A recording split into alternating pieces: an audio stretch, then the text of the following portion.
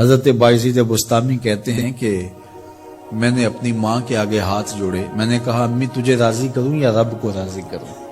تو اپنے حق مجھے معاف کر دے، اللہ کو میں راضی کر لیتا ہوں۔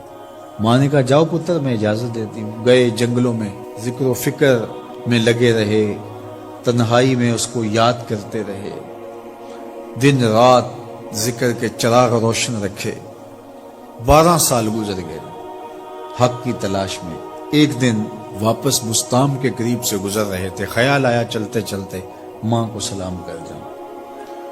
دروازے کو دستک دینے لگے تو اس خیال نے ہاتھ روک لیا کہ ساری زندگی ماں کو سکھ تو دیا کوئی نہیں، اب دکھ بھی کیوں دینے لگے ہو؟ رات کا ایک پہر بیت گیا ہے، سردیوں کی لمبی رات ہے، ماں بستر میں لیٹی ہوگی، تیرے لیے اٹھے گی، دروازہ کھولے گی۔ دروازے کے ساتھ ہی لگ کے بیٹھ گئے اور ساری رات کاٹ دی، اس خیال سے کہ ماں کو تکلیف نہ ہو۔ جب سحری کا وقت ہوا تو اندر سے جو نالی آتی تھی اس نالی سے پانی آیا، سمجھ گئے میری ماں تہجد کے لیے اٹھی ہے اور وضو کا پانی ہے، تو فوراً دروازے پہ دستک دی۔ اندر سے آواز آئی بیٹا بایزید میں ابھی آئی۔ مائیں بیٹوں کے دستک کے انداز سے جان لیتی ہیں یہ کس بیٹے کے ہاتھوں کا لمس ہے۔ 12 سال کے بعد آئے، دستک دی، کہا بیٹا بایزید میں ابھی آئی۔ ماں کی تو نگاہیں ہی دروازے پہ رہتی ہیں۔ اللہ اکبر۔ کہتے ہیں کہ ماں نے دروازہ کھولا، 12 سال جنگلوں کی خاک چھانتے بیت گئی تھی، پراگندہ صورت، بکھرے ہوئے بال، پھٹے ہوئے کپڑے۔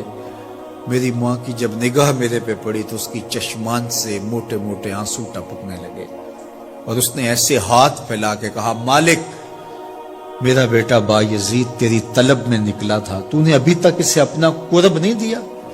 حضرت بایزید بستامی کہتے ہیں 12 سال کی ریاستوں سے جو کچھ نہیں ملا تھا ماں کے اٹھے ہوئے ہاتھوں سے مل گیا۔ میں نے کہا مالک میں تجھے کہاں ڈھونڈ رہا ہوں، تو کہاں موجود ہے؟ تو ماں باپ کی رضا اللہ کی رضا کا دروازہ کھولتی ہے۔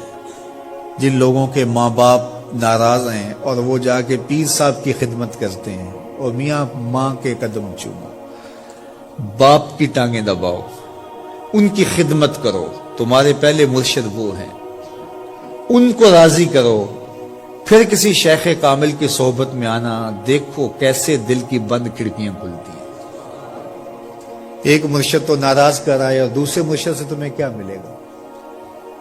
تو راستہ یہیں سے کھلے گا۔